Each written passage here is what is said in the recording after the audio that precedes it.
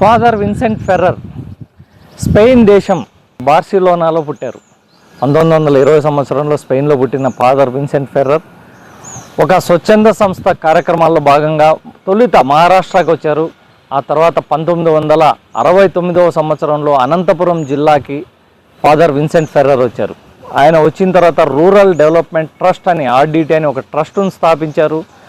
ఆ ట్రస్ట్ ఈ రోజుకి దాదాపు 50 సంవత్సరాల పాటు అనంతపురం జిల్లాలో చాలా రకాల సేవలు అందిస్తుంది. ప్రస్తుతం మనం ఫాదర్ విన్సెంట్ ఫెర్రర్ గారు 2009వ సంవత్సరంలో చనిపోయారు.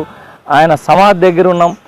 ఫెర్రర్ గారు చేసిన సేవలు అనంతపురం జిల్లానే కాదు, దాదాపు ఆంధ్రప్రదేశ్ రాష్ట్రంలో చాలా ప్రాంతాల్లో చాలా వెనుకబడి వర్గాలకు కానీ ఎన్నో గృహాలు కట్టించారు, ఎన్నో హాస్పిటల్ స్థాపించారు, రకరకాల సేవలు అందించారు. వెనుకబడి వర్గాలకే కాదు, అనంతపురం జిల్లా అభివృద్ధిలో విన్సెంట్ ఫెర్రర్ గారిది చెరగని ముద్ర వేశారు. అలాంటి ఆర్డిటి సంస్థ నేడు ఎఫ్సిఆర్ఐ రూపంలో సంస్థ మనుగడకే ప్రమాదంలో పడింది. అందుకే సేవ్ ఆర్డిటి అనే నినాదం అందరూ ప్రజలు కానీ లేకపోతే రాజకీయ నాయకులు అందరూ నినదిస్తున్నారు సేవ్ ఆర్డిటి అని.